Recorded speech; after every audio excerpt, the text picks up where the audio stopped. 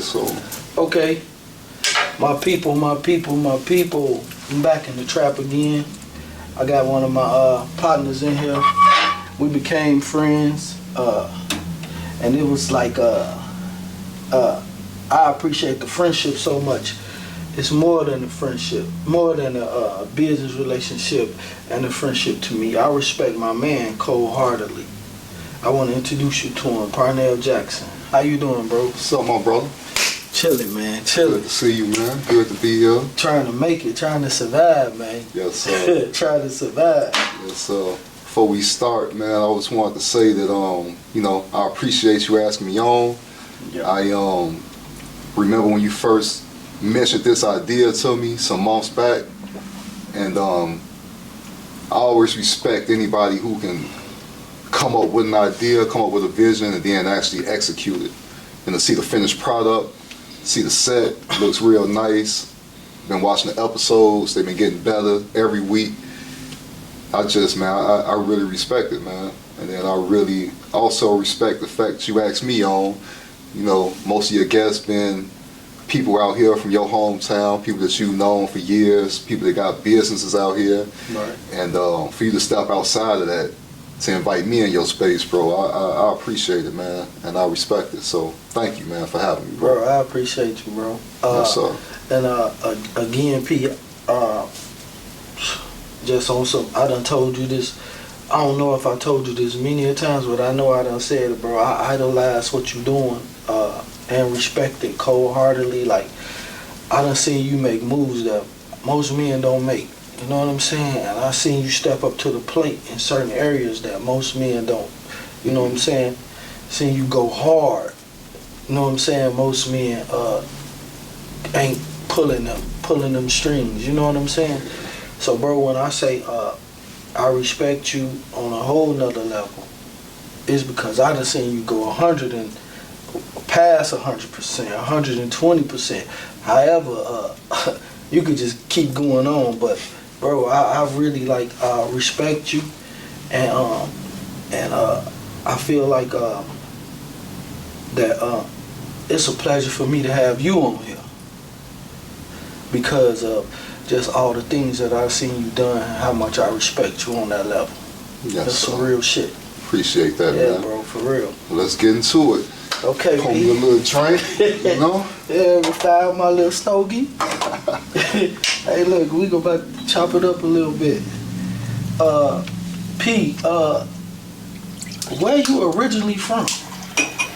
I'm originally from New Orleans, Louisiana. Close by Baton Rouge, huh? Yes, sir. Yes, sir. I only lived there till I was 4. You know, so I ain't deeply rooted down there, but I still got family down in New Orleans, so. How was it like coming when them first 4 years of your life there? What was it like?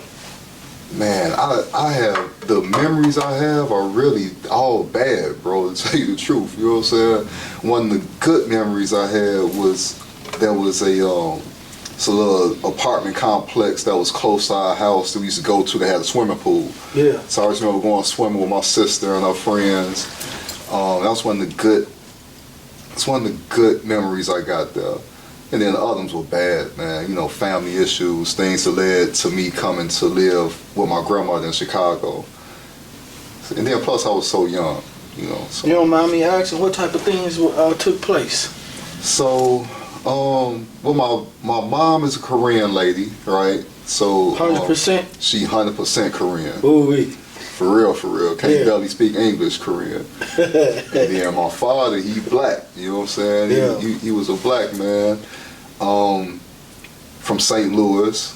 And, you know, I don't know a lot of the story about how they met or how they ended up getting married, but I do remember that he was very abusive to her. He was an alcoholic. He was very abusive to her. And, you know, one day she just got fed up with it.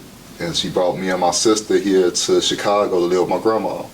So that's how I ended up in Chicago at 4, and then my sister was 11 at the time. Yeah, 6 year, it's about 6, 7 year gap. Yeah, about 7-year difference, yo. Yeah. Yo, so that's how I ended up in Chicago, man. I moved to the south side, Inglewood, 69th and Walcott, and that's where I grew up at, you know. I watched a video clip that you had gave to me previously, and I paid attention to it, and it was like when you moved, you was a small kid, and then when you moved, even in that video, it didn't seem like you would probably remember a whole lot because you was, and then now I found out you like 4. Yeah, I got some memories, but I can't remember everything at 4. Yeah, you know what I'm saying? So I understand that, and but in that when you came to Chicago, how was that initially impact on you? Do you remember at that age? At that age, not really, because I had been coming to Chicago to visit, apparently, you know, which I don't remember before that. Right. Like, the girl next door used to babysit me. Okay. You know what I'm saying? So they would tell me as I grew older, like, yeah, I used to babysit you when you was a baby. So I can't really necessarily remember when I first moved there, but one thing that vividly sticks out in my mind, bro, is that when I got out the cab, me and my sister came here in the cab, and when I got out of the cab and was walking up the stairs to go into my grandmother's house, my grandfather was walking down the stairs with all this shit. He was moving out. What? And so in my mind, I always put the two together. Like, damn, he left because we came. You know what I'm saying? Damn, okay. And so that's one thing that always stick out to me. Now, was that truly the case? I'm not sure. It could have been other things going on. You know, over the years, you don't ask those questions, you know, right, or at least I don't. In my I don't ask those type of questions because I wouldn't get an answer. You know what I'm saying? Right. So it's just something I always had in my mind, but I always remember that, though. I always remember that he was leaving with his stuff as we was walking in with our stuff. You just gave me a revelation. I asked my mom some questions before, and when I asked her the questions, she got real angry. She never went answer, but she got real angry. And when I say revelations, that's probably why she didn't want to answer. Yeah. Or probably was what she said. Don't worry about it. You know what I'm saying? But shit, I still would like to know. For you sure. know what I'm saying? Yeah, especially as you get older. Yeah. As you get older, you start thinking about them questions and wanting the answers to them. Like what? Wow. What is the? You know what I'm saying? All this. What is that? What is this? Yeah, I want to know, but hey, I can't get her to tell me. Yeah. You know what I'm saying? But you say you seen him leaving and you coming, and you figured out it was that about you, and you'll never know. Yeah. So I actually when did your mother come to the U.S.? Do you know? I don't know, man, but my sister has a different father, right? So she and my sister's older, so she had to be here at least 7-8 years before I was born. So at least sometime in the 70s, my mom came here. I believe she met my sister's father in the war, in one of them wars, because he was in the army. Okay. And I believe he brought her over here from the war. Okay. And that's just me guessing, Like I said, I don't really know for sure, but I'm pretty sure that's what happened. That's how she ended up coming over. Right. It makes sense, though. So it's just you and your sister. That's it? Well, in a strange twist of fate, I just found out I got another sister that lives in New Jersey who's close to my age, but I've never met her, though. I communicated with her on Facebook a little bit, but just growing up, it's just been me and my sister. Right. And the new sister is somebody I just found out about recently. I actually just reconnected with my mother after 28 years. I saw her for the first time. So your sister reconnected with your mother? Yeah. After 28 years, and then you found out you got another sister, yo. How old is she? She close to my age. She got to be, I don't know, if I'm 43, she got to be maybe about 36, 37. Oh, okay. Yeah, ain't too bad. Too much of a big gap. So, coming up in Chicago, though, once you got here, did you like it? Did you enjoy it as a kid coming up? Like, how was that transition from over there and then over here? Man, it was rough, bro. It was rough. I ain't gonna lie. You know what I'm saying? I come in with no no older brothers, no male presence in the house. So I was in the house full of all women, you know. Ooh. And then this little light skinned kid with this curly hair, you know. Inglewood, bro, that's the hood, you know. My block was smack dab in the middle of all the bullshit. Right. So I had to come up from that, you know. And I had to, you know, a lot of fights, a lot of teasing, a lot of getting picked on until I made my way, you know. So it wasn't easy. I was very naive, very stupid, you know what I'm saying?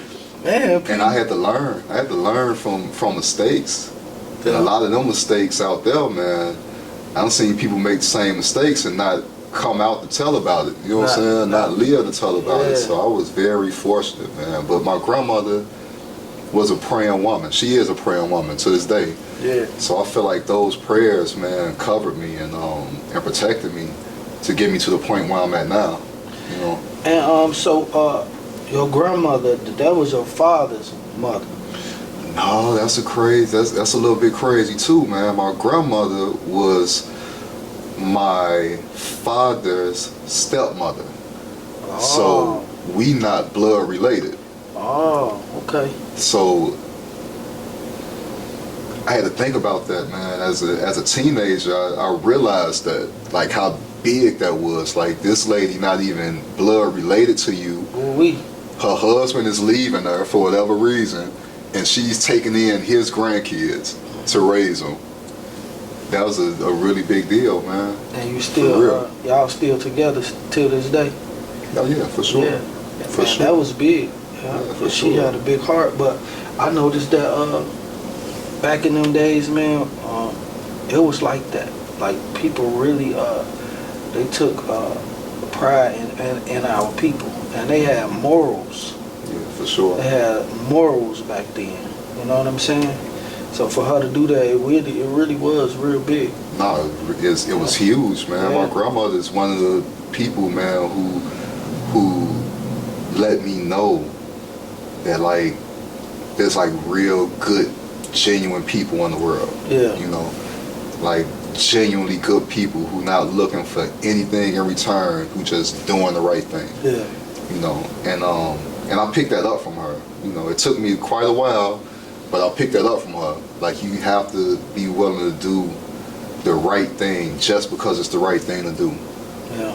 With no reward, no pat on the back. even when the good thing that you're trying to do is pushing back at you. You know, I wasn't no angel, bro. So Yeah, cause you in Inglewood. if I was her, I heard about Inglewood. I'd probably put me out a long time I ago. mean, you around the same age. You right there with me. I'm 50. What you be? 43. I was see you 43. So yeah, Inglewood, it was a motherfucker. Even in the 90s, it was a motherfucker. Oh yeah, for sure. So yeah. So yeah, for her to be to stay focused and to be a praying woman though, Yeah, real big. definitely. And you still with her and still give her mad respect and all that, man. That's big. And I think since you say that, and I just learned that, that's probably where you learn a little bit of your character from. You know what I'm saying? Shit, a lot of it. Yeah, cause yeah, you go hard. A lot of it. That lady had me in church, man. I was in church a lot. You know what I'm saying? You know your stories about the old black mothers and grandmothers had you in church for Sunday school, for all the Sunday services, the Wednesday night service, you know what I'm saying? Go in for past the birthday. Oh, you know, I was in there, man. I used to play drums in the church. That was my first real hustle. Yeah. You know?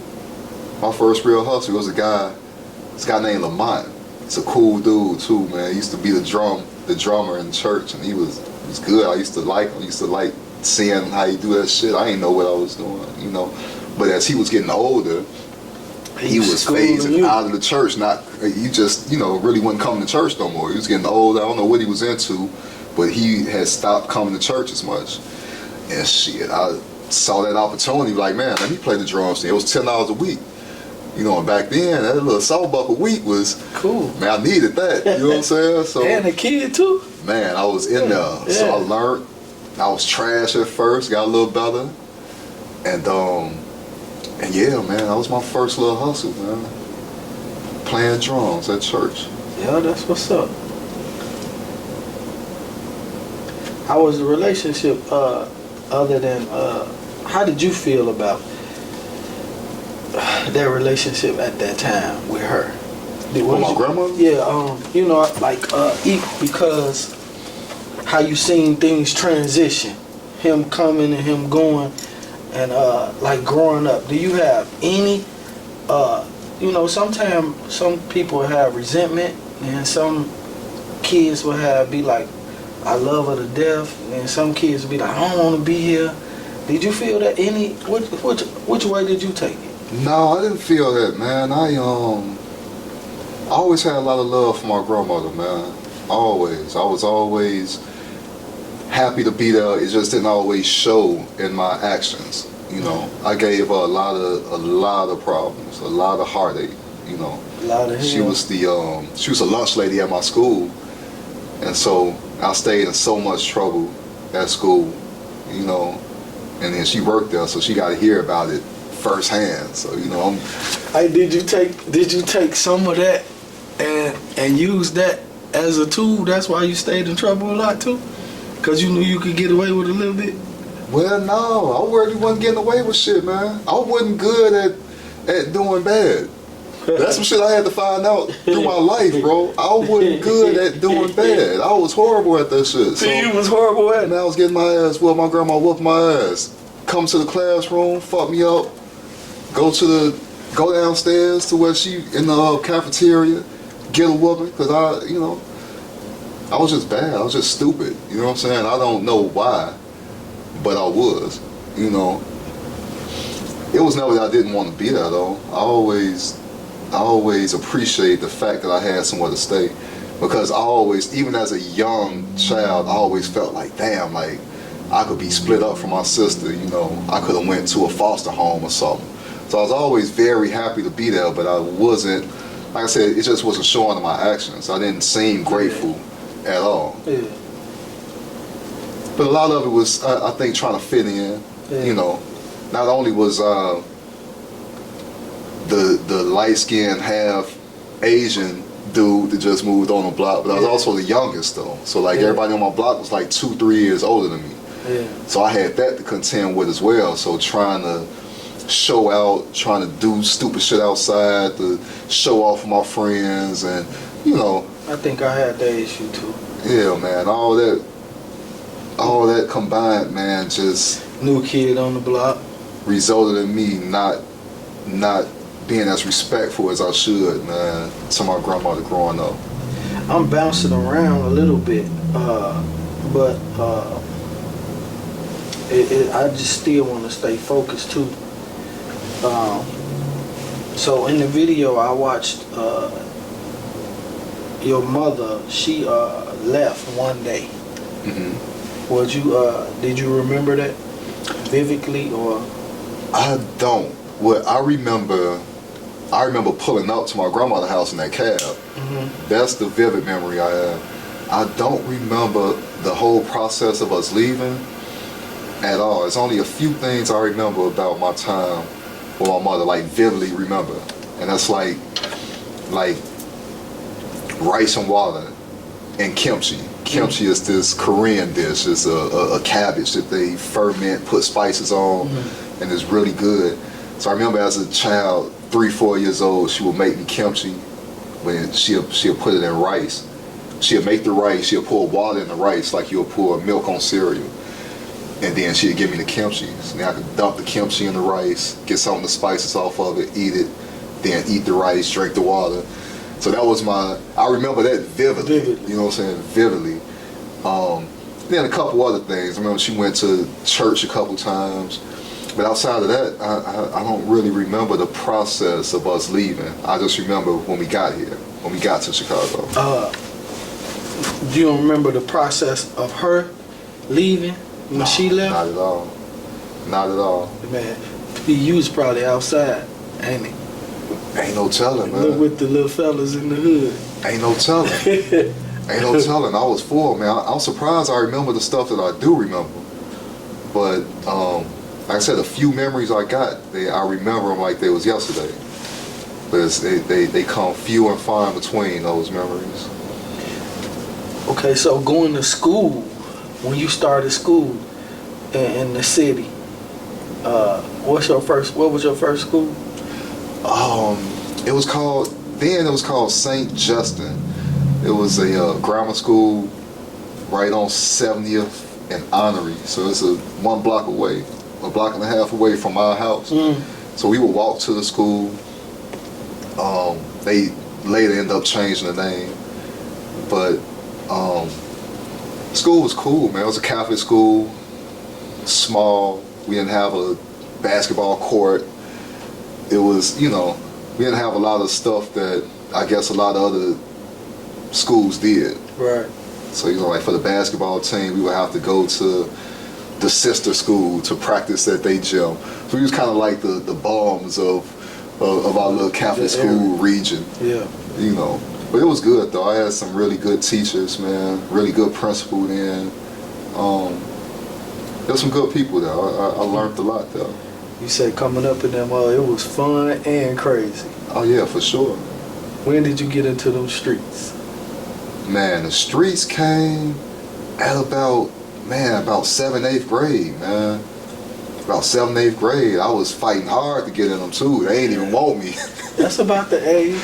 They didn't even want me. I fought my way into the streets, man. Yeah? Hell yeah, man. I was young, when I was 7th, 8th grade, all the guys on the block, they freshmen, sophomores in high school. Yeah. So I was trying to accelerate my way quick to get with them. Yeah. You know what I'm saying? But there was a whole lot I ain't know. I ain't understand. And I'm relying on guys who are only a couple years older than me. Yeah. And they don't know yet. But I'm looking up to them. And they ain't even, nobody to look up to yet. Right. You know what I'm saying? Right. So it was interesting, bro. But yeah, about 7th, 8th grade, man, that's when I really started just getting into more stupid shit, smoking cigarettes. You know what I'm saying? That's how I couldn't ditch school. Started. Couldn't ditch school, but I was damn sure acting a fool in school. You know what I'm saying? Yeah. Just being stupid, bro. That. Looking back, just a lot of dumb shit that kids do. Would you change any of that shit? Man, looking back, I don't know. That's a crazy question because I feel like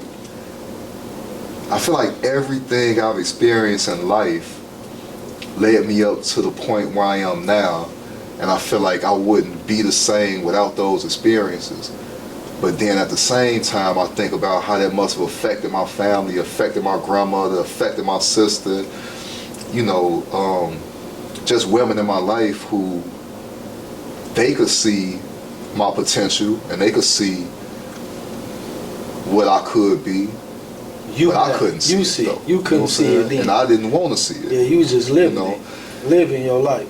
And so when I think back to how I negatively affected them and the work and the love that they was pouring into me that I wasn't acknowledging or I wasn't, just paying no mind. I was just doing my own thing. So that kind of made me think back and say, damn, I wish I could have done some things differently. But then who knows, who knows what. Just to give you your props though, I think you're giving back enough now to correct all that. Oh yeah. Well, I wouldn't say correct, to make a better light. You know what I'm saying? Because what you're achieving, what I've seen you achieving, and just watching you, I'm quite sure they respect that. Oh yeah. They respect everything you went through. No, I'm sure of that. That's a great motivator for me, man. To be able to take my grandmother flowers. She loved flowers. Yeah. So I tell you, at one point I was taking her to her every week, just stopping by, giving her flowers, letting her know, bringing her food. She liked crab legs, so I go down to the seafood joint down there, Low Country, bring her a bag of crab legs and whatnot. Yeah. Yeah. She loved that shit. And I know that I know that it make her heart smile to see me Doing it. in that light and being able to do that. Because for so long I was like an embarrassment. You know what I'm saying? I was like a black cloud over the family, over the house. Right. So I know it gotta feel good to her to have them friends. He used to call Parnell on the news, turn on the news. Parnell out here doing this and that. The shit that made her feel so bad, I know now that she's probably calling them saying, hey, look, Parnell on the news, but it's for something else Something though. else now. You know what I'm saying? Yeah. He's doing this, that, and the third for me. In the newspaper, all type of shit. That motivates me, man. It make me feel good about all the bullshit I put them through. Even though it don't take it away. Yeah, it don't.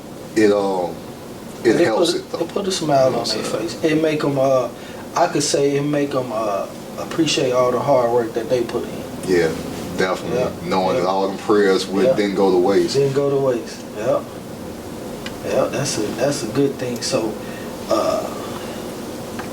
you would just say, yeah, I wish I could change a few things, but not much. Yeah, not much, man.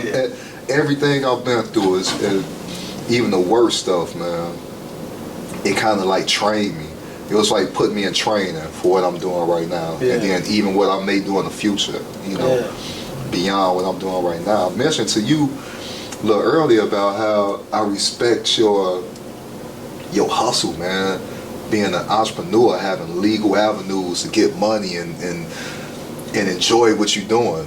I respect that, man. I damn near want to say I envy it, man. Even though I don't feel like a jealousy spirit about it, but I envy it just because I don't got that trait in me, and I wish I did. You don't think you, boy? Look at here, Pete. I don't think so, put this down, man. Put this down right quick. We gonna jump forward, then jump back. When did you start working at Ford? I started working at Ford in 2012. Same year I did, in August. Yep, I started in April. Yep. So, in that time, I've been there just like you. When I first got there, I ain't know you. Mm-hmm. But now I know you. So, since I've known you, you have accomplished so many goals and achieved so many achievements at Ford. Nigga, I feel the same way you do. Like, it's nothing got nothing to do with jealousy, but I wish I had those opportunities too. But I have my own opportunities that I'm obligated to. And that's the key. Yeah, and that's the key. So it's like stay in and accomplish your goals. Mm-hmm. You know what I'm saying? And boy, shit, P, I give you flowers on the achievements you done. Man, I done watched you achieve so much at Ford, bro. It's ridiculous, and I idolize that. Yeah, the Ford journey has been another interesting one. Very interesting. You started on the line. Yeah. I don't know where you was at, but I know I was in the stuffers. Yeah, I was across the aisle from you. I worked in chassis, man. Yes. I worked in chassis. I was putting jacks in the back of the car and taking off the brake field equipment. That was my first job, and yeah, you know. So man, look, just if I didn't have everything I had going on, I would be fighting for those positions, those same positions that you fight for inside there. If I didn't have this going on, other opportunities going on, I'd be fighting for that. You know, I just don't have that time. When I started, I vowed to never give up on myself again. But when I was younger, I got my butt whooped for 15 years being in the streets. God whooped me, man. Well, I'm gonna say God let the devil whoop me for 15 years. So when I finally got right, I vowed to never give up on myself again. So that's why, even though I could go in there and fight for those same opportunities, but I feel like I'd be giving up on myself. So I got a balance, and I love my balance. It's hard work, but I love my balance. I'm gonna keep fighting to keep that, and fighting to keep what I do out here too. Yeah, for sure. You know what I'm saying? So, but yeah, P, I don't take not nothing from your boy. I wish I was in your position, but I'm glad I'm in mine too. Oh, for sure. You know what I'm saying? I feel you. I feel it's you on real that, talk, man. boy. I just feel like, see, you got that trait, and like I don't fool with too many people, bro. You know what I'm saying? Yeah, I peep you. I don't mess with too many people. I'll stay to myself, man. But one of the reasons why I always try to support you, no matter whatever you're doing, whatever business you got going on, whatever you're doing, I try to support that, man, because I respect it. You know, you got the trait that I just can't. I wish I had. It's kind of, you got the same trait my sister got, and that's to go and do what you want to do. You know what I'm saying? Whatever comes to mind that you like me, I'm scared. Like I'm a coward in that way. I'd rather just go to work and just have a little stability at work where I know I got a check coming every month. You know what I'm saying? And I would rather lean on that than to step out on faith and do something that I believe in. Even though in my mind I know I can. I know I'm capable of doing it. Accomplish whatever. I'm just too much of a coward to try it, to even start it. Yeah. And that's where the respect comes from. That's where the respect part, big part of the respect part comes from, man. Yeah, I understand that. But boy, whenever you decide to just let that fear go, man, you that type of cat where you could be, man, whatever. From what I see, you know what I'm saying? We sat here giving each other flowers like a motherfucker. Hey, look, it's like who gonna give the most? But I'm telling you, man, it's just that's why I like watching the other prior podcasts, man, that you've done, because it's a lot of people with that business mind. So I like to listen. I like to just see how people think. Yeah. And see what push people buttons, so maybe I could pick something up from that. I don't watch I don't sit down and talk to my guys, and we all somewhat come from the same struggle when it comes to getting something going off the ground. It's hard, but it's like you just gotta push on. Yeah, for sure. Yeah, gotta push on. So, P, when you really like started getting into them streets, what was that like? Like, I know you said you had to fight your way into it, but did you get what you wanted out of it? Hell no, man. Hell no, bro. But most of us did. I thought I was gonna be, rich. Man, I thought that shit too, boy. You know, I was always into that, man. But I looked up to there was a lot of great people, man. You know, they might not have been doing such great things, but I knew quite a few just great people, so I was able to pick up some things from that I even utilize to this day. Yeah. You know, just as a man, you know. But there was a lot of great people I knew, man, that was just wrapped up into some of the wrong things, and I wanted to be a part of it. You know, I wanted in. I didn't want to be, just in the house all day doing nothing. I want to be outside, have some fun, and then, shit that I thought was fun quickly turned out that, this shit really ain't that fun, But once you in it, that shit ain't fun at all. It's hard to see yourself out of it, Once you get in it, boy, there's some hard choices you gotta make. Yeah, for sure. One of my guys told me, he said he knew he wasn't for the streets when somebody had stole something from him, and he knew what he knew what he was supposed to do, but he couldn't do it, and he realized right then and there, streets ain't for me. And I was like that too, but I was still hard-headed. Shit, I was in there all the way. I was so retarded. I was like, if I ain't doing this, I don't want to do nothing else. Nah, I feel you. You I was feel me on that too, anyway. But see, a lot of what influenced me in the street, man, like I didn't really have nobody in the streets to teach me shit. Like I had to take some hard lessons on my own. You know what I'm saying? I ain't have nobody I ain't have like no OG to pull me under their wing and say, no, this is how you supposed to operate. This is how you should move. I had to learn that shit on my own, and then maybe if even a couple people on my journey did try to pull me under their wing, at that point I wasn't trying to hear it. Yeah. So I remember one of my guys tell one of the older guys, like, bro, you don't need to buy that car right now. You don't need to buy that car. Just chill, put your money up, keep grinding, this, that, and the third. I'm like, man, fuck that, I'm buying this one. You know what I'm saying? I'm buying this. I ain't had nobody like that nigga. 84 cut ball, bangs. Man, come on, man, I'm not. And so I did it. And then what happened? I ended up getting locked up.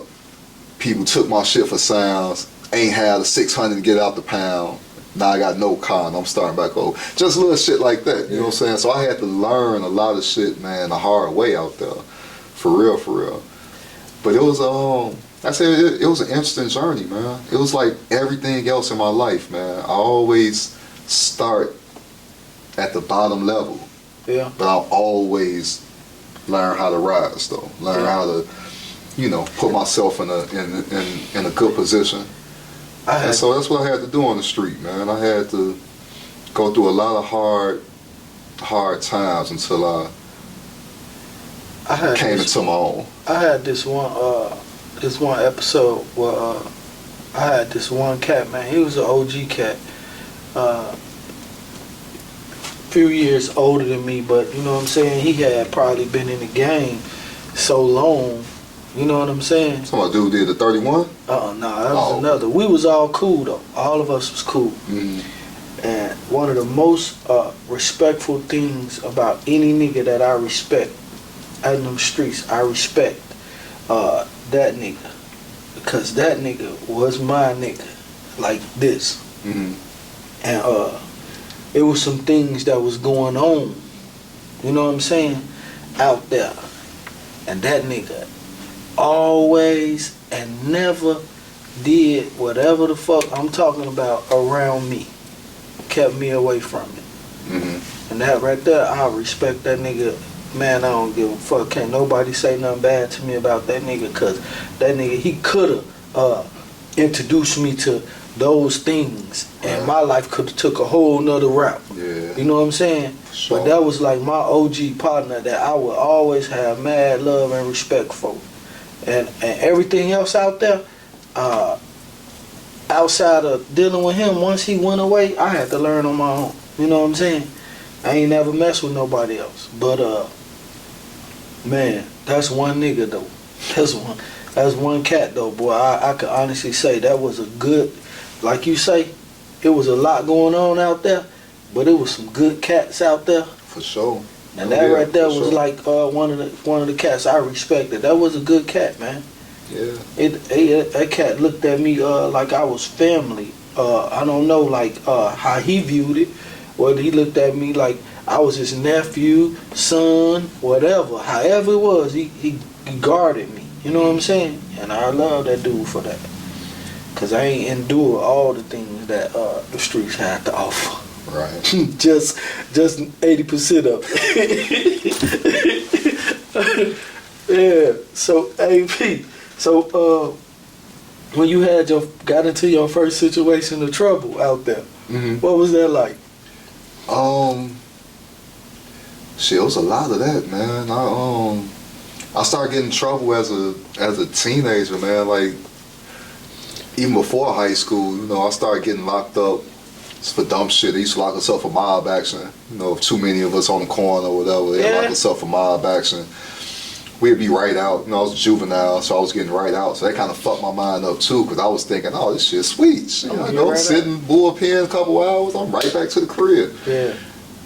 But shit, that shit took a turn, man. One time I got locked up, shit.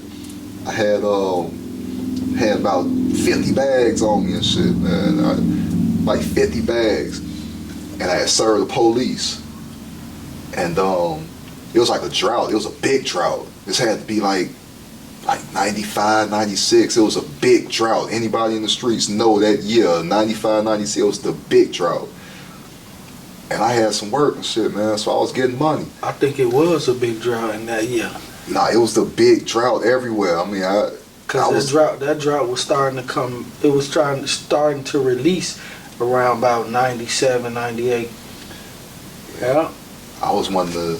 You said it was a big drought though. I was one of the few that had work, man. I had served the police, man, and I got locked up. I had like 50 bags on me, but they ain't find it until I got to the Audi home. But see, I didn't think I was going to the Audi home because I always get right out. But see, at this time, they looking on the computer, they like, oh no, you got such and such points. You going to the Audi home? I'm like, what the fuck you talking about? They gave you them points for the mob action.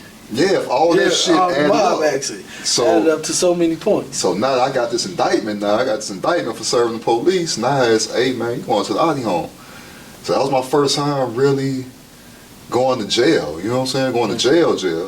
So I sat in there a few months, man, for that, for serving the police. Then after that, it was just a trend. I wasn't a good criminal, bro. For real.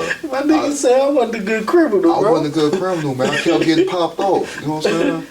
Like, kept getting popped off. I think, I stood out a lot. I stood out a lot. The stuff that I would use later to my advantage then was a disadvantage for me. Yeah. So if they see me out there, right, here, this light-skinned kid out here with all these thugs and shit, they coming for me. Yeah. You know what I'm saying? And they caught me a lot. You know what I'm saying?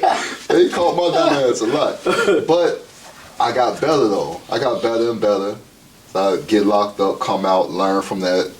And so I got better and better, man. And, I ended up being a halfway decent criminal, but still not good enough to not go to jail. And that was my trend. I just kept getting locked up, kept in and out of facilities. You know what I'm saying? Every step of the way.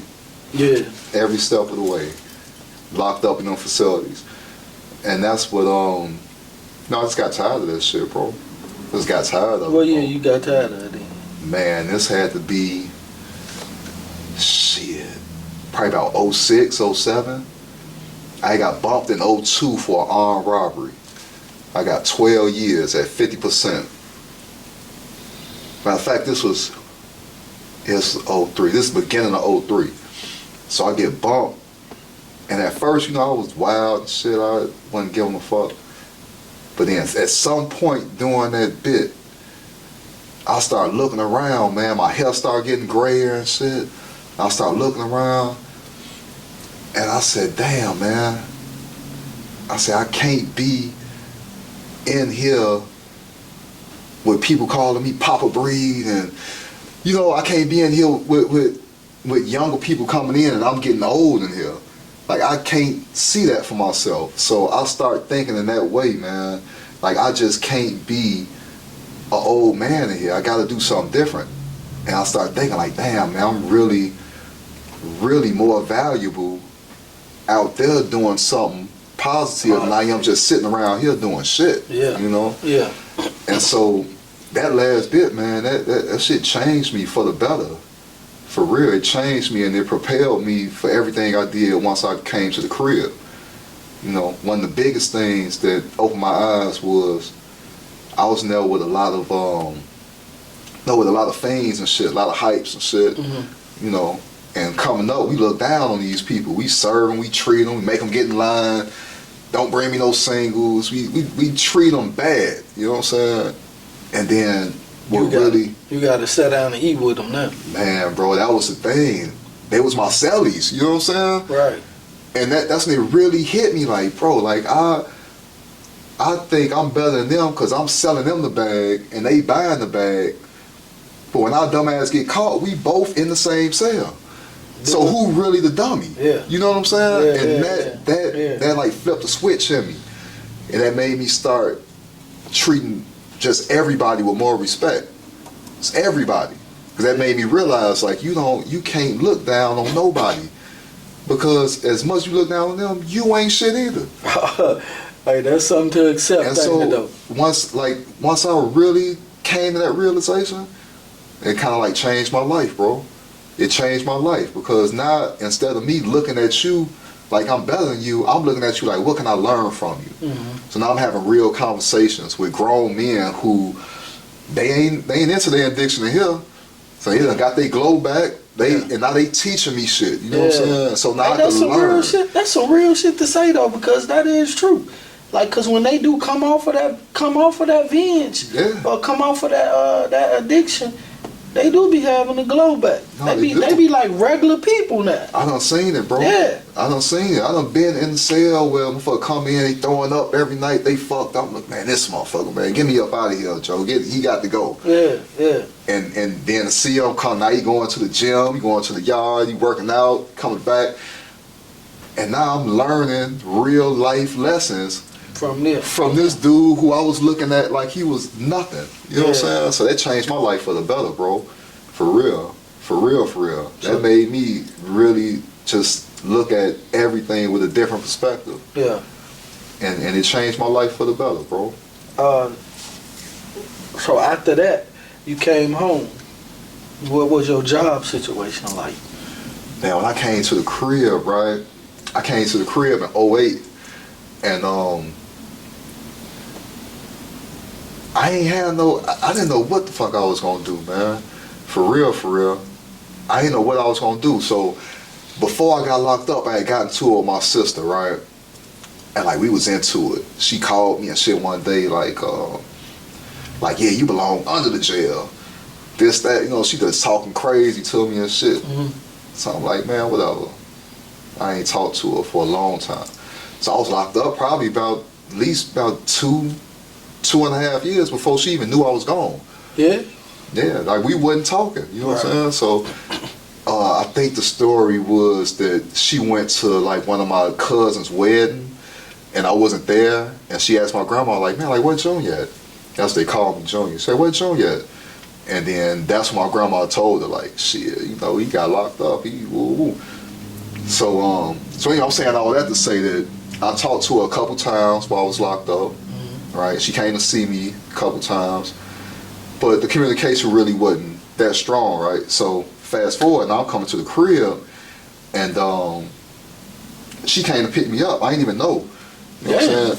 It was supposed to be my auntie pick me up. And then I come out through the gate, and she out there, her husband, and my auntie out there. Right.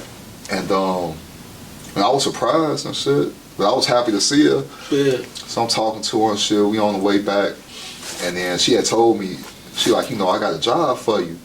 She like, you won't be getting paid that much, you know. But she had just started this day program for people in nursing homes, and I was like, cool. So I started working out, man. I was working, being a bus attendant, picking up people from nursing homes, taking them to the day center.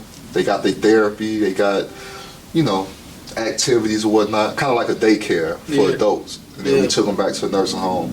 So that was my first gig. That was my first gig when I came to the crib, man. That was pretty cool, though. Nah, it was cool, for real. You still was like a independent, quote, so to speak. You know what I'm saying? Yeah. You still had a lot of freedom, too. Yeah, for sure. I mean, I came out on parole, but it wasn't too strict. You know what I'm saying? I came out, just did my thing. I went to school. I started going to school, Chicago State, soon after I got out. I was actually in this, I was in a drug program, man, before I came to the crib down in Sheridan. Now, Sheridan is a joint that was a drug joint that got closed down for a number of years. Mm-hmm. It just so happened to be getting opened back up as I was getting short to my out date. Right. So all I had heard from the old timers was, man, Sheridan, sweet. Like we be on visits every day. We ain't never got to go to none of the therapy classes, none of that shit. We just be up top all day. Right. So I'm like, shit, sign me up. So when they came around for, I'm like, man, sign me up. Like I got like a year and a half left. Sign me up for that shit. But that shit was different than the old time was talking about. That shit was different, bro. I got there, it was mandatory. Nigga, you got to go to motherfucking therapy every day. You got to go to these drug classes every day and work. Or they gonna kick you out and give you more time. So it was different then. It wasn't sweet like it was back in the day. You said kick you out and give you more time. Oh, hell yeah. If you get kicked up out of there, you leaving with some more time. Damn. So now I got the lock. Now I'm in these classes like, fuck it. Now I'm locked in. Now I done start learning shit in these classes though now, right? To the point where they gave me like a leadership position in that place. You know what I'm saying? And like I wasn't looking for it. I was still halfway I was just trying to get my shit together. You know what I'm saying? Yeah. But I started learning shit from it, man. So I say all that to say that when I got out, started going to school, I went for psychology as my major, but my minor was doing drug counseling. So I got my my CDA DC, which is drug and alcohol counseling, and I was a counselor for a while. So, you know, I was trying to help people and shit, you know, just do everything I could to be positive, man. I just wanted to come home and be positive, be peaceful, you know what I'm saying? I didn't want no drama. I just wanted to come home and live, man. Have some kids and just have a regular life, you know? So that was my mindset coming home, you know? And from there, man. You ain't had no kids at that time neither. I ain't had no kids. Yeah. I ain't had no kids. I used to think I couldn't have kids, actually, shit. For real, for real. Hey, look. Boy, that changed, didn't it? Oh, for real. I remember I thought that I was working, I was on the line at Ford, man. I was on the line at Ford, working in chassis, working my job, and I was on the phone with my kid's mom. She was my girlfriend at the time, and she told me she was pregnant. I'm like, man, get the fuck out of here. You know, I ain't like, get out of here. Yeah, because you ain't believe it. Man, I was on the phone all night, caking. Caking on that line, like, damn. Yeah, you're like, yeah. Just thinking like, man, you know, I'm about to have a kid. You know what I'm saying? Something I ain't never think would happen, but I was so happy about it, man. And that was I feel like that was my motivation to not backslide, not do no dumb shit. I knew once I had that baby, I had something tangible right in front of me that I knew that I had to be here for. If you can't find something to live for, you better find something to die for. Man, and that was it. Yeah. That was it. My son, man. Yeah. So I was so happy about that, man. I just wanted to do everything I could to be a good father to him. You know what I'm saying? Just be a good man to him and let him know that, you know, he had somebody here who loved him and who would do anything to try to teach him the right way. Right. You know what I'm saying? So that's been my biggest blessing, man. For real, for real. And you excelled in that shit, boy. So you had your first baby. After, you know what I'm saying, you found out. Then that was your motivation. Then you had your second one. Quickly, too. Quickly. Like they were born within the same year. Within the same 12-month period. Yeah. So my first son was born July the 16th. Then my second son was born July 3rd. So, like this year. Damn, so yeah. They just passed, their birthday just passed. They were both 10. In the same, within the same 12 months. Yeah, for about 2 weeks they'd be the same age. So yeah, so the second one came quickly. You know, he was born early. He was a preemie. Oh, okay. So that was an experience as well, you know. That was an experience as well, because he stayed in the hospital for about 7 months after he was born. Yeah. He came home for Christmas, actually. So he was born on July 3rd. He came home like right before Christmas, a couple days before Christmas. And that was a journey, man. Seeing them fight for his life, little baby in the NICU. That was a crazy time, man. But he was a fighter. He pulled through. And you see him here every couple weeks. Yeah, crazy. Yeah, he's something else. Crazy. That's my man's though. He's something else. You know. But them kids, man. Them kids will do something to you, man. That's what motivated me, bro. They'll do something to you. That's what motivated me for real. Because if it was just me, that was one of the things that I told my little daughter, man, when I was locked up. I said, I just want to be. I ain't say. I promised her. I said, I promise you. After this, I will always be a phone call away. If you ever need me, all you gotta do is pick up the phone. So far, I done kept my word. You know what I'm saying? I done kept my word. And that right there means a lot. I told one of my guys, me and him was talking, and I said that my kids and my grandbabies are the only thing that I think walking this earth that allows me to be human. Mm-hmm. Everything else, I have to be somebody else. But they allow me to be human. They allow me to be emotional. They allow me to, you know what I'm saying, just kick back and relax. Be yourself. Yeah. Whenever I'm dealing with somebody else, it's like I ain't even really like in my body. I'm a whole nother motherfucker. Mm-hmm. Yeah. So yeah, them kids will do something to you, boy. No doubt. No doubt. It's a beautiful thing, though, man. Yeah, hell yeah, it is. It's a beautiful thing, and I done had my struggles, man. I ain't, you know, I don't really like. I'm kind of like a private person. I don't really like. I'm kind of like bashful in a way. Like Yeah. like a lot of people would say, like, "Oh man, you such a great father," but I be thinking, like, man, I don't really want to hear that shit, because how you know I'm a great father? You know what I'm saying? Yeah. Like, how you really Like, know how I'm you a really great know? father? You know what I'm saying? Because I can really be a piece of shit Behind And- closed and- doors. You know what I'm saying? So Yeah. I don't really like hearing that. I want to hear it from my kids when they get grown. Yeah. I want them to graduate high school, graduate college, and then tell me as a grown man, "Hey, bro, you was a great dad, bro. But you know, did a lot for me." I'm gonna tell you what people probably see that makes them say that. What I see is this. It's a lot of people, they put on a show in public, right? Mm-hmm. But when you come and see me every 2 weeks or every 3 weeks, I get to really see how y'all relationship is behind closed doors. Mm-hmm. You can't hide that. Yeah. for And sure. your babies, they be up under you. You got 2 boys. 2 boys. They be up under you. I mean up under you like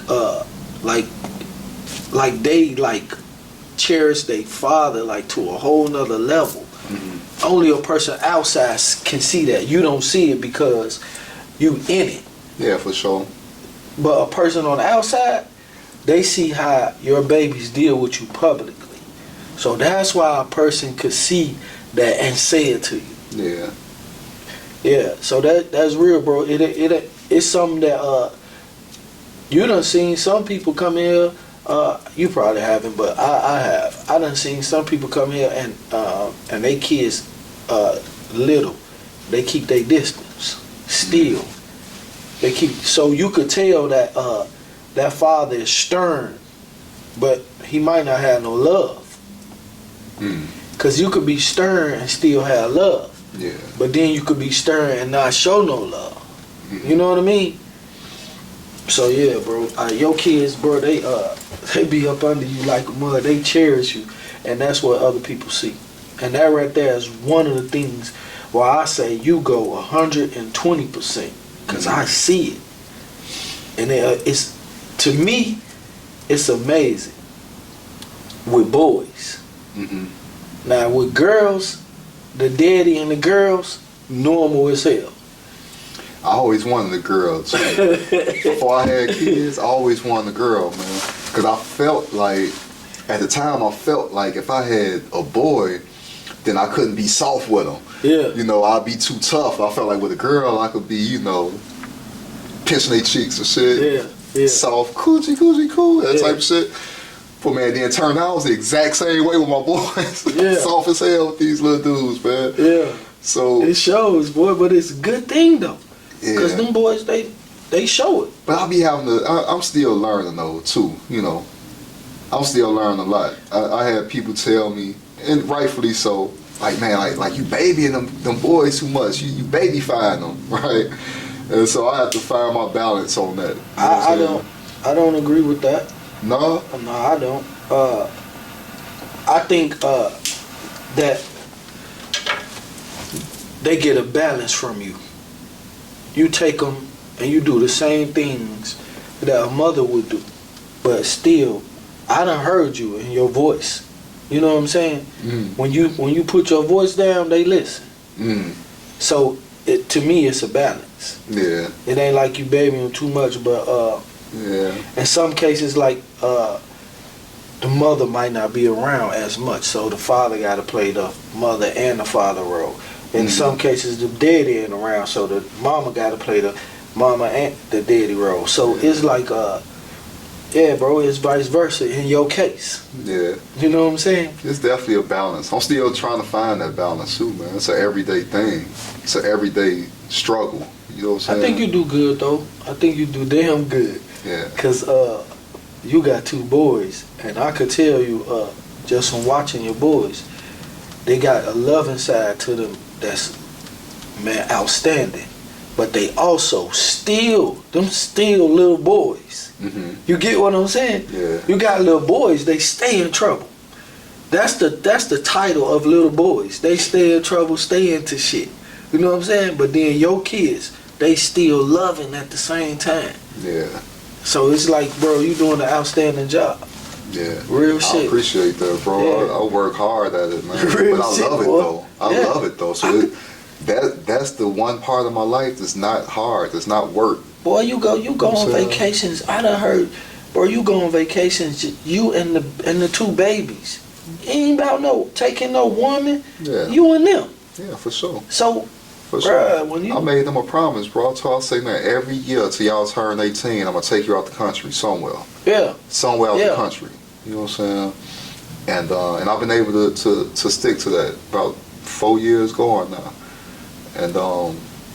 And shit, I don't plan to stop. I want to just teach them the best of what I didn't learn. You know what I'm saying? Yeah, Teach give them them, the best of what I didn't know, so they can always know as they journey through life that, man, at least my dad tried. Yeah. He might have messed up here or there, but he tried his hardest. You know what I'm saying? But the most important thing, too, you give them a platform to go off of. Give them a guideline. You know what I'm saying? Like, I'm showing you that I came from a fucked up place. So you don't have to endure this place if you don't want to. Mm-hmm. You know what I'm saying? Yeah. You can excel in life. It's your choice, though. Mm-hmm. And that you giving them that. Yeah. 100%, 120%. You showing them and you giving them that. That shit outstanding. Yeah. I appreciate that, bro. For real. How is it dealing with the moms and the kids? Well, you know, I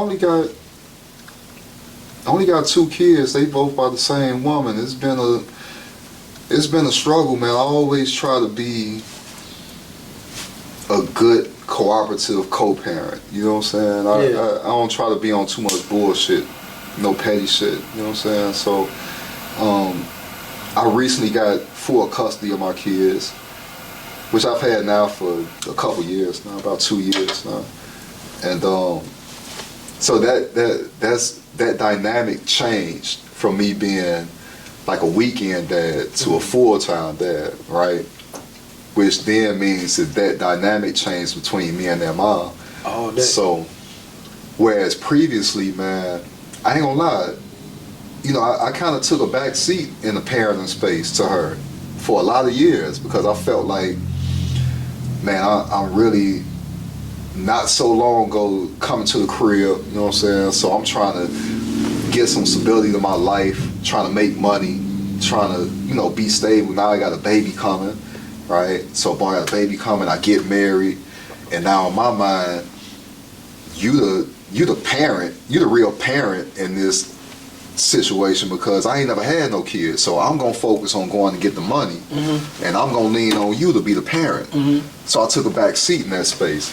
So even some things I might have felt wasn't right, I would take the back seat because I'm like, man, she got other kids, she know what she doing. I'm gonna leave it to the professionals, and I'm gonna go get this money to take care of everybody. So that was my mindset. Whereas flip now, it's like I got to be. But I love it though, because what I learned, man, I don't want anybody that's listening to this, man, that feel like they're a little bit uncomfortable, not uncomfortable, but unsure they self in a parenting space, is that you have to believe in yourself. You have to believe in your ability, right, to be a parent. And that's what I had to do. I had to trust myself. I had to say, nah, if that shit seemed crazy to me, it probably is crazy. So let me go with my idea. Right. Let me go with my way of doing things. Right. And then I found out, man, during the process that, shit, I'm a better parent than I thought I was. You know what I'm saying? I didn't have to take a back seat in that space. So now and it's a long answer, but to answer your question now, it's like I'm still trying to teach her that I'm not the same person. You can't just tell me anything about the kids, I'm just going to go with it. Right. I'm going to challenge you on that. Right. And not only am I going to challenge you, I'm going to check you on the way and say, no, we not doing that. Right. We doing this. Right. Because this make more sense. Whereas before I was just, okay, yup, whatever you say, I'm going to go with it. And that shit, man, make a lot of difference. And I think the kids see the difference. Because they recognize that I'm more, I guess, of a leader for them than just a person who give them money and do things for them. I'm more of a leader as far as making decisions. They can come and talk to me. Right. They more comfortable now coming telling me, oh man, this going on in school, man. What should I do? Whereas before, I feel like they wasn't coming to me with those things. Right. You know, so. It's just a journey, man. It's a journey. It's gonna be a lifelong journey, and I love it. Do you feel that what you just said and what you take in the back seat? Do you feel like in the community of parenting, co-parenting, no race involved, but in the community of parenting, co-parenting, that exactly what happens between the mother and the father always take the back seat? I don't know. I never really thought about it outside of my own situation. The reason I felt like that was because I didn't have no kids previously. You know what I'm saying? I barely had real relationships. You know what I'm saying? Like I told you, I've been in and out of institutions since I was a kid. You know, so I never really had a real relationship. You know what I'm saying? So I don't know. I don't know how those dynamics play. I just know, for me personally, I felt like I felt like it was better for my kids that I let an experienced parent handle that, right? So that's why I wanted to make that statement, because I know of some other people in my situation. I don't know how common it is though, right? Yeah. But if you meet a woman that already got kids and you have your first kids with them, you need to make your voice heard. You have to make decisions. You just can't leave all the parenting decisions to that parent, because what if they making the wrong decision? Right. You know what I'm saying? Right. But what I do feel like is that a lot of us, and then this is race specific, a lot of black people, black families, especially in our era, we grew up without a father, right? We grew up without a whole household. So we don't have an example to pull back off of. Right. Like in my life, man, like I said, I always start at the lowest level and I learn from my mistakes and I end up running that shit. You know what I'm saying? So in the parenting space, I had to learn my hard lessons, but I didn't have anything to fall back on. I ain't had nothing to say, damn, growing up, my father took his girl out on a date, took mom out on a date every week, or he would come in and wash the dishes for her when she had a hard day, or she would do that. I had nothing to fall back on, so now I'm just trying to learn as I go. Yeah. You know, and learn as you go, man. When it comes to relationships, that shit don't always turn out well, and I think that's why so many of us have broken families. Yeah. Because everybody great for a year. You know what I'm saying? You meet a woman, both of y'all are great for a year, y'all on y'all best behavior. You know what I'm saying? When you get 3-4 years into a marriage and you like, man, this they call that representative your application stage. For real, bro. Yeah, for real. When you meet that real person, man, and then you don't have that frame of reference to fall back on and say, damn, when my parents was going through rough times, man, I seen them go to church together. I seen them go to therapy. I seen them. You don't got nothing to fall back on. Right. So now all you working off of is basically your ego. Yeah, right? And common sense. Yeah. Yeah. And common sense and ego don't really mix all the time. Hell no. When you dealing with your ego, you put that common sense to the side. And you saying, no, I'm working strictly off my ego, right? Kind of like the king baby syndrome. I want what I want when I want it, and I want it right now. And if I can't get it right now, it's a problem. Me and you about to be beefing. The kids gonna suffer. We gonna break up, and now they got a single parent household. Yeah. You know what I'm saying? And so, I don't know, man. That shit run deep, bro. But I'm just glad that I got to the point where I am now, where I'm still learning, I'm still fighting, but I feel good about where me and the kids are at. You know what I'm saying? And I'm shit, boy. I feel good about it. You awesome at that shit, boy. It's just really all a miracle, bro. Truthfully, it's just a miracle. It's P, just coming from where you come from, it's a miracle within itself. yeah, for sure. I look in the mirror at myself, and sometimes I'll be like, man, how the fuck I get here? But then I think a lot. So by me thinking a lot, I come up with the conclusion of how the fuck I got here. You know what I'm saying? Nothing but the Lord. Whole lot of praying. Yeah, for sure. And I wouldn't say a whole lot of me praying. I had somebody praying for me. I know, right? Do you pray? Not a lot, man. You don't? Nope. Why? Why not? Honestly, I don't really know how to pray. I'm just gonna keep it to you 100%. I asked one of my homeboys a couple weeks ago, send me some praying scriptures. See, I ain't a nigga out here that act like I know it all. I don't know shit, man.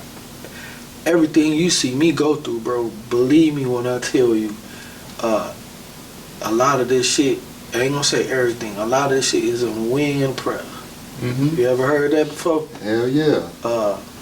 I got somebody praying for me, P. Mm-hmm.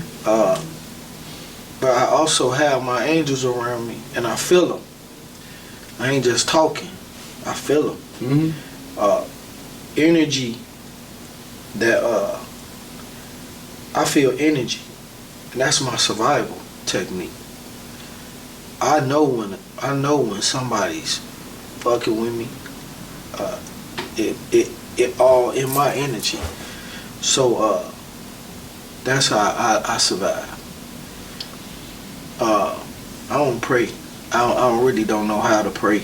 But I asked my guy to send me some prayer scriptures so I could start praying a little bit.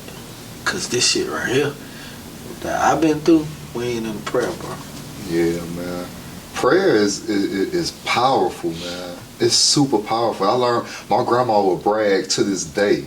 She'll brag like, that boy know how to pray. When I was a kid, that's why I was in church all the time. Mm-hmm. And anything I'm around, I'm able to soak it up and be good at it, right? Mm-hmm. So I know how to pray, but it's just that I don't pray a lot either. I was just asking you why you think you don't, but I don't pray a lot either. And the reason I don't is because I used to be in trouble so much that I didn't want to pray when I was in trouble. I wanted to pray when it was good, just so I could thank God. You know what I'm saying? I felt like if I came to him when I was in trouble, then he was gonna look at me like, nigga, you on some bullshit. So I wanted to only pray when shit was good, but shit wasn't good a lot, right? Mm-hmm. So I ain't do a whole lot of praying. But nowadays, man, when something good happen, I make sure I pray, man. I make sure that I pray and thank God, man, because I know that prayer is powerful. And my grandmother, man, she got a whole little squad of old ladies. They be on the phone. They get on the phone in the mornings, and they have their little prayer list. Yeah. And they speaking in tongues doing, and I'll be in that midst, and I know that them prayers working for me, bro. All day long. I know they are, man. You speak on that. That's why I never learned how to pray, because I never wanted to run to the Lord and beg him when shit bad. Mm-hmm. Because me being who I am, I made the shit bad. You get what I'm saying? Mm-hmm. I knew it was my fault while I'm in this situation. So why am I gonna beg him for help now? I already so know. That's probably why I never learned how to pray. You know what I'm saying? But I'm gonna get it right. Best believe that. So yeah, that's something else though. But yeah, man. So them babies is something else, boy. And that prayer is something else. So what do you feel? What do you feel about your total? How just the level of appreciation you have for where you at today? How can you describe that?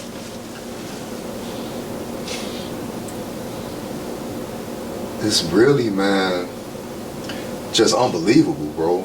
Really. It's really unbelievable. Like, I got a lot of people that's proud of me, bro. A lot of people that I know that are proud of me from a lot of different areas of my life. You know what I'm saying? So, like, especially working at Ford, man, I see so many. I could walk down the line and I see somebody who used to work for me at the day program with my sister, right? I mean, like, literally, I'm telling you, I see people who used to work with me then.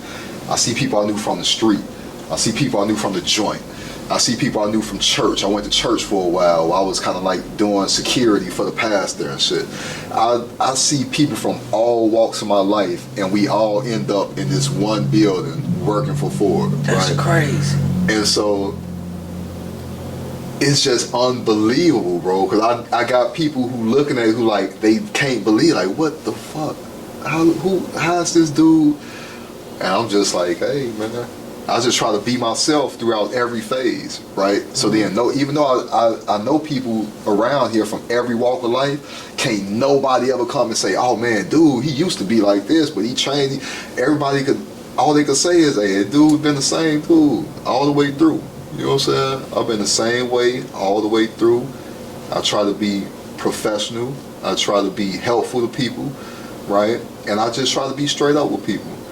And man, it's just unbelievable. I never would have thought, even when I first got the job here, you know, I got the job at Ford like on some fluky shit. You know what I'm saying? I was a drug and alcohol counselor. Right. I was finishing up school. I was just about to graduate in May of 2012. Graduate from Chicago State, and I was working at a homeless shelter in the city at the time. And then my girlfriend at the time, who was my kid's mom, she had a friend or some family or something that was in the union, and they were doing like a list of referrals. And so she was on the phone. I was just ear hustling.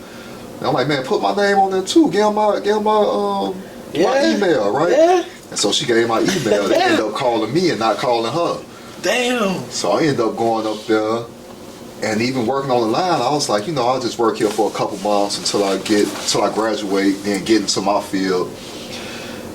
But then, like, them first couple checks, I'm like, hold on. I started doing the math. Like, wait, I can make more money here. Like, no, hell no, I'm staying for it. You know what I'm saying? So even though I put all that time in school and doing my internship and all that, I feel like all that trained me for Ford. Cause there's a lot of crazy personalities in Ford, bro. Whew. A lot of them. You gotta deal with them. And I got to deal with them for real. Yeah. So like as an hourly person, you can ask anybody work with me on that line, bro. I didn't talk to many people at all. They used to think I was crazy. Cause I'd come in, I'd talk to my group leader, I'd talk to my tag relief man, and that's it. I wasn't going around being too social. But now I got to talk to everybody, right? So that was like training for me. You know what I'm saying? Because, you know, you got to deal with people. It'd be the nicest old lady that you pick up from the nursing home. Y'all talk every day.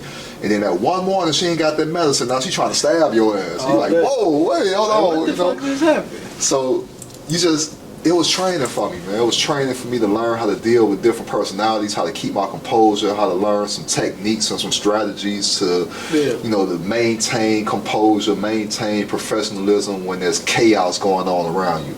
So it's almost like Ford was the perfect job for my training. Yeah. You know, and so I ended up just staying at Ford at that point.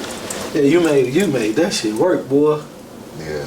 There's a lot of opportunity though, man. It's a lot of people who want to be the boss but don't want to be the boss. You know what I'm saying? Yeah. They want the title but they don't want to put the work in. Yeah. You know? I understand. And so I just recognized there was opportunity.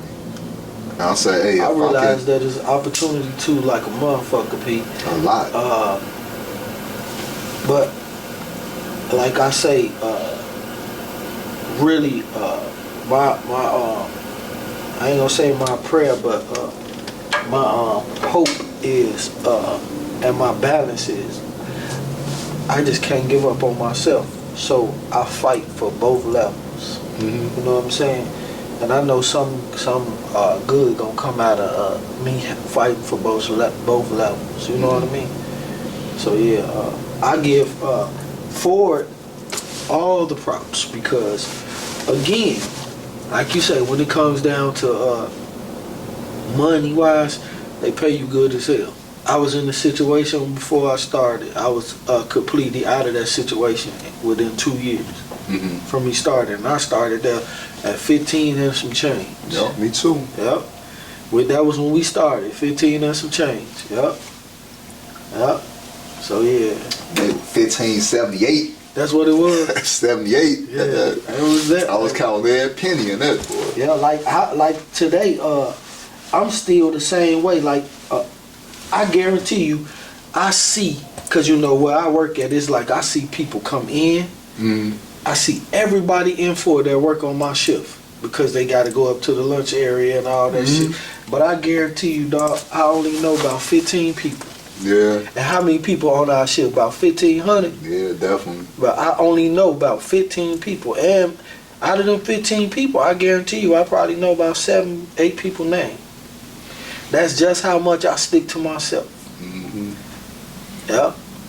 Yeah, that shit crazy though, man. Yeah, for sure. You couldn't have told me. You couldn't have told me that I would be in this position when I first started working there. Yeah. You couldn't have told me, bro. I thought I was going to go What be there position? somewhere. What's the title of your position now that you hold? Right now, I'm currently a crew manager, crew operations manager. Yeah. But you be having to do that on all different shifts though, like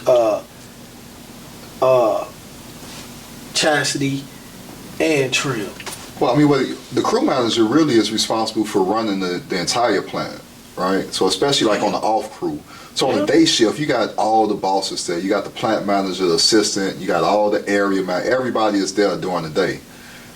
At night, ain't nobody there, right? So the crew manager is responsible for everything. So if there's somebody who's outside stealing a car out the lot, they calling me. Yeah. You know what I'm saying? If it's an issue in body shop and paint shop, no matter where it's an issue, they're gonna call me, and I need to know about it, right? Because I need to be able to lead. And you gotta be able to figure out how to solve it real quick. But I love that though. I love being in that position. You know what I'm saying? Because I know I can handle it, and especially on the night shift. On the day shift, it gets a little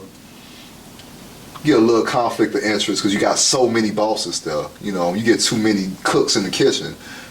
Something getting burnt. Guarantee you to burn. Or the seasoning gonna get messed up or something. Yeah. Right? When it's at night and it's just me, you love it. I'm chefing that thing up, and I'm able to make all the decisions. Right. Hey, so that sound good to the bug, boy. man, if it go bad, then I gotta eat that, right? But if it go good, then I'll move on, learn what I need to learn, and move on.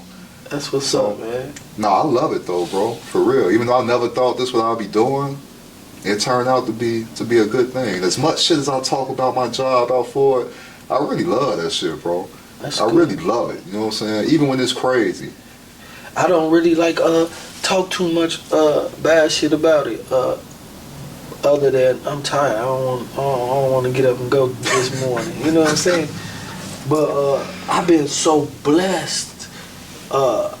When I say blessed, P, you understand. But boy, you understand. But the severity of what I come from, when I say blessed, I don't think nobody understands. You know what I'm saying?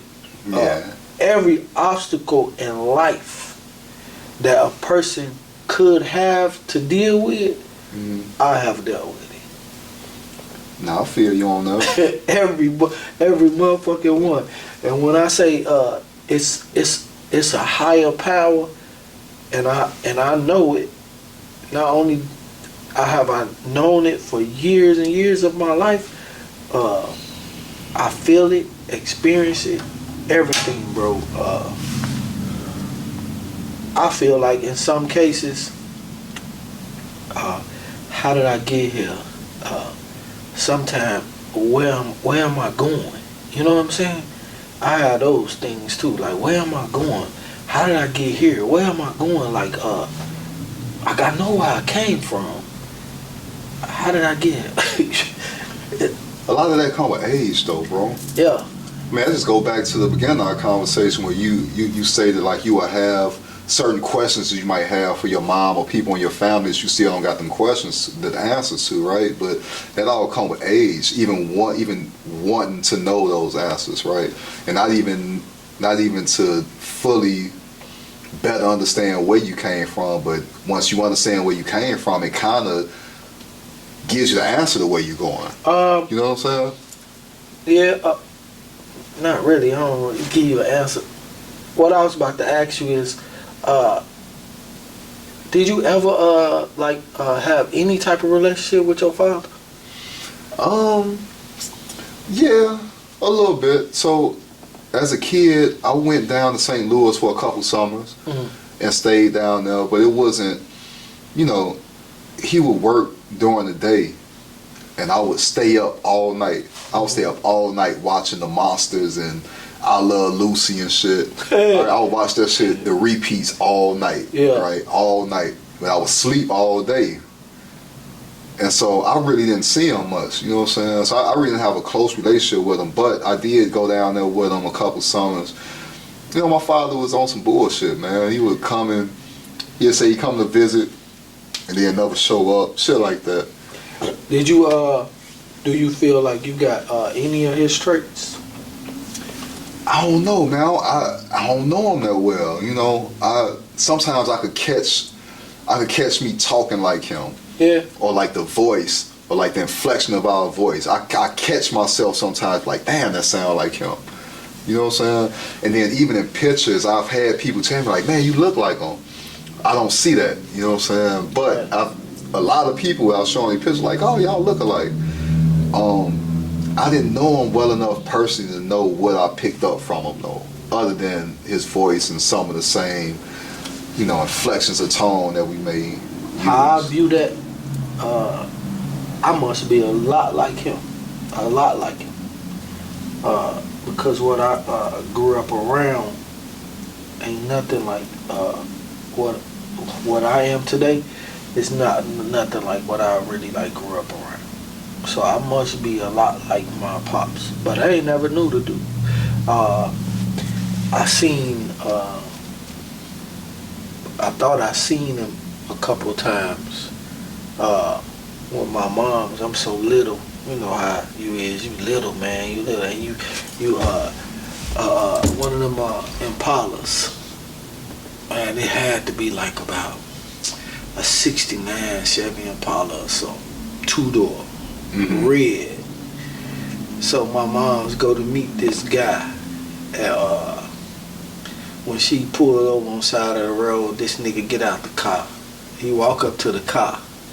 And I'm so small, I get up on the back seat and I held the headrest. And I'm looking out the car at him. I'm just this tall. From the back seat, I'm not standing up on the floor. I'm the back seat and holding up on the headrest looking up. So I had to be probably about like 2, 3, somewhere around there. And this motherfucker, straight motherfucker, Puerto Rican, long hair, light as mug, man. And she like, this your daddy. You know what I'm saying? I must be something like him, bro. Cause I ain't shit like what I came up around. Just the motivation I have, the drive I have, came from somewhere. Yeah. And the common sense. I think that comes from prayer though. Cause I move in the spirit. I don't move in the real world. Like I told one of my guys, I'm here with y'all in this the flesh, but I move really in the spiritual world. Like all my movements, I get them from my spiritual side. I put up with certain things because my spirit tell me, you bigger than that. So let that slide. I got something else in plan. You know what I'm saying? I got something else in store. You know what I'm saying? So be cool. It ain't worth your attention or your time. You know what I'm saying? Yeah, I move in the spiritual world, but I'm here in the flesh. Yeah, so that's why I asked. Did you know it? Because I ain't know mine, but shit, it's so powerful. Yeah. Nah, I knew him a little bit, man. Especially before he died. When I was in the clink, man, he used to send me a couple dollars. He was one of the only people that used to send me shit. You know what I'm saying? He'd send me a couple dollars every now and then, man. Write me a couple letters and shit. When I came to the crib, I don't know, I wasn't ready to ask him the question I need to ask him. You know what I'm saying? I wasn't mature enough. So I didn't really have a lot of conversation for him when I came to the crib. I saw him a couple times. When he passed away, man, he passed away in '03. No, not in '03. It was 2011. Passed away in 2011. And I went to the funeral and all that. But I don't know. There's a lot more that I probably should have asked them and had them conversations about. I just wasn't ready to have them. Yeah. Today I'm ready. Right. I wasn't ready at that time. You know? It'd be like that. Yeah. It'd be like that. Yeah, I wasn't ready at that time. I probably wasn't even mature enough to deal with to take the answer. You know what I'm saying, and understand what he was saying. So, you know, it is what it is. Yeah. I learned a lot from him on what not to do. You know what I'm saying? For real, for real. Yeah. But P, man, hey, bro, I appreciate you more than you ever know. This is not just a blessing for you. It's a blessing for me too to have you here. Mm-hmm. So yeah, bro, I just want to tell you that, man, just given the fact that you came and hollered at me, you know what I'm saying, and I got the pleasure of knowing you, you know what I'm saying, and however, whatever we gone through, we done went through, it's all been positive, and man, I appreciate it. I watch your movements. It's motivational. It's motivational, bro. No, likewise, for real. Shit. So, what would you give to the youth that's coming up, that's really trying to be of some substance and do right? Man, I just say, man, really, just honestly, the realest thing I could ever tell anybody, man, especially youth, is just be yourself. That's one thing I learned in my life, is when I learned that I could just be myself and still be successful, still be fly, still do everything that I want to do and be who I want to be, but I could just be myself and get there. You know what I'm saying? Yeah. A lot of times, man, people may get intimidated by the thought of just being themselves because they think they have to be something to get somewhere, right? But you could just be yourself and go wherever you want to go. You know what I'm saying? Especially what I'm learning in business and just every avenue of my life is I could be myself and I can call my own shots. I don't have, nobody got to call the shots for me. I could be myself and call all my own shots and go wherever I want to go. And that's, I think that's the realest thing I could tell anybody, man, because it's true. It's true. It's true. Just be yourself, and as long as you got good intention and a pure heart, you're gonna win. You ain't got no choice but to win. It might be small wins, right? You might got to win some small wins before you get the big wins. Mm-hmm. But you can't lose, though. You can't lose if you just being yourself. You can't. Right. You know what I'm saying? And I think that's important. I wish I would have known that early on. You know, so early on, man, I spent some time trying to be other people that I wasn't. Mm-hmm. You know what I'm saying? But once I learned how to be myself, I figured out that I was a little better than some of the ones I was trying to be like. You know what I'm saying? Right. I couldn't even see that because I was too busy trying to be something that I wasn't. Right. So that's it. Just be yourself. It sounds like cliche, but that shit is important. It's really important. But you got to understand yourself to be yourself. Yeah. You know what I'm saying? So it just takes some honest conversations with yourself. You know. Yeah. Straight up. So on that note, my peoples, this is an interview I think a lot of people need to see. Peace. Peace. Yeah.